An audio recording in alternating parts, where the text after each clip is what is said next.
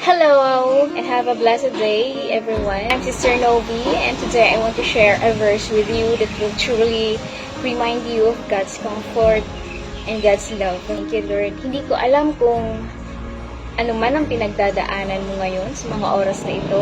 O ikaw ba ay may kabigatan sa puso mo, may mga pagsubok ka ba na kinakaharap, may mga bayarin, may mga utang, hindi makatulog sa gabi, may sakit, at nananalangin ng kagalingan, restoration sa broken relationship, or iniwan ka ba ng taong mahal mo, or nakaranas ka ba ng depression lately at anxiety, o di kaya may naninira sa'yo at nangaaway or umuusig. Ano pa mang pagsubok ang kinakaharap mo ngayon, kapatid, ito ang mensahe ni Lord para sa'yo. Today's verse reminds us that He cares for us. 1 Peter chapter 5 verse 7, give all your worries and cares to God, for He cares about you. Hindi ko man nakikita kung sino at kung gaano kabigat at kahirap ang pinagdaraanan mo. Pero alam ng Diyos at nakikita niya lahat ng pinagdadaanan mo. Minsan sa sobrang bigat ba ng pagsubok, mas namamagnify pa natin ang problema kaysa sa Diyos nating malaki. Hindi man kita kilala, pero kilala ka ni Lord at alam niya ang laman ng puso't isip mo. Bilang niya ang tibla ng buhok mo at nakikita niya ang bawat pagluha mo. At gusto ng ating Panginoon na pagtiwala ka sa Kanya, kapatid, na ilapit mo sa Kanya lahat at ibigay mo ang lahat ng alalahanin mo sa buhay dahil nagmamalasakit siya. Kung nabigo ka man sa mga tao, well, kay Lord, hindi ka mabibigo at hindi ka mapapahiya. Lumapit ka sa Kanya, kapatid, at huwag kang mawala ng pag-asa dahil may mabuti tayong Diyos na dakang pakinggan at sagutin ang mga panalangin. Lumapit ka lang sa Kanya na may pagpapakumbabang puso at manalangin at humingi ng katatawaran. Iiyak mo lahat kay Lord yan, kapatid. Ilabas mo lahat ang samaan ng loob mo, lahat ng hinanakit mo, yung frustrations mo, yung disappointments mo. Ibigay mo sa Kanya yan at bibigyan ka niya ng kapayapaan na hindi kaya ibigay ng mundo nito. 24/7 bukas ang langit, mga kapatid.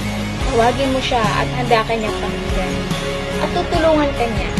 Hindi ka niya susumbatan dahil ang Diyos natin ay punong-puno ng pagmamahal, ng pag-ibig, ng habag.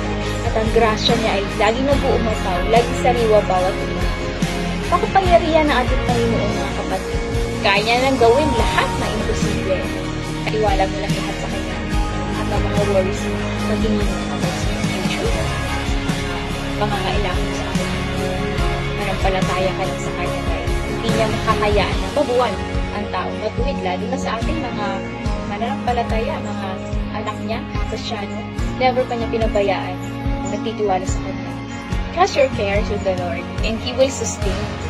He will never let the righteous be shaken. Kaya naman, mga kapatid, ikaw ba ay kinakapos ngayon? Philippians 4:19, and this same God who takes care of me will supply all your needs from His glorious riches which have been given to us in Christ Jesus. Mayaman ang Diyos natin, mga kapatid, lagi mo tatandaan yan. Yung mga ibon nga ay pinapakain. Ikaw pa kaya na sobrang espesyal at mahal na mahal ka niya. Sobrang espesyal sa lahat ng mga nilikha. Kaya lumapit ka lang sa Kanya at ipoprovide na lahat ng mga kailangan. At hindi madamo si Lord, mga kapatid. Magtiwala ka lang sa Kanya. Kaya niyang gawin lahat. Mamangkain ka niya. Yung mess mo, God will turn your mess into a message. Your test, testimony. And your trial, into triumph. Kaya naman, mga kapatid, huwag mo i-magnify ang problema sa Kanya. I-magnify mo ang ating Panginoon. Ibigin mo siya. Worship ka, lumapit ka sa Kanya, umiyak ka sa Kanya. Daan mo wala pang pagsubok sa inyo na hindi naranasan ng ibang tao.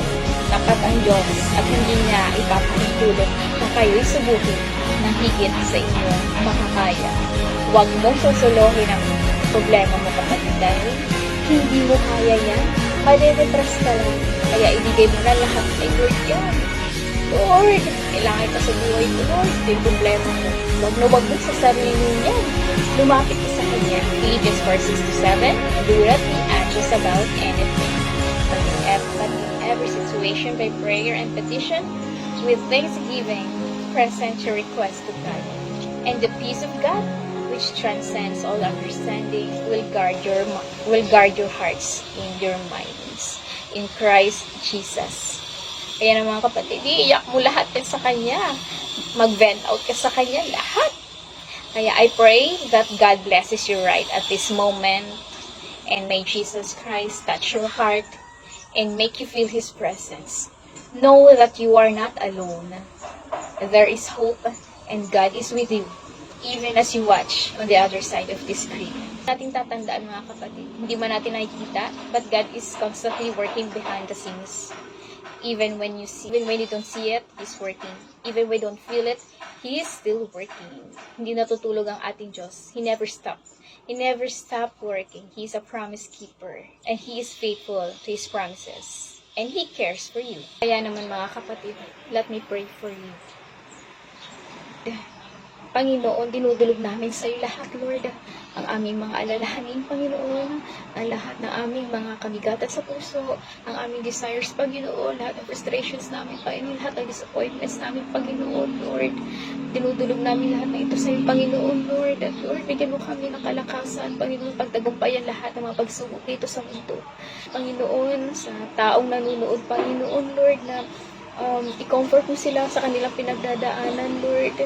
Dinggin mo ang kanilang panalangin, Panginoon, Lord. Bigyan mo sila ng kagalingan and you will provide, Panginoon, Lord, sa kanilang pangangailangan. Salamat, Lord, sa pagpapala. Salamat, Lord Jesus, sa kasagutan ng aming panalangin. Salamat, Panginoon, sa pag-comfort mo. Salamat sa pagmamahal mo. Salamat, Panginoon, sapagkat ikaw ang aming refuge, Panginoon, ang aming kalakasan, Panginoon. Tinataas namin lahat, Panginoon, ang aming alalahanin, lahat ng mga pagsubok, Lord, ay bibigyan mo ng lunas, Panginoon. Salamat, Lord Jesus, sa lahat, Panginoon, sa kasagutan ng aming panalangin, sa iyong pagmamahal sa amin, Panginoon, sa iyong habag at grasya, Panginoon. Tinataas namin lahat na ito, Panginoon, sa pangalan mo, Jesus. Amen. Keep shining, mga kapatid. Keep trusting God because God loves you so much.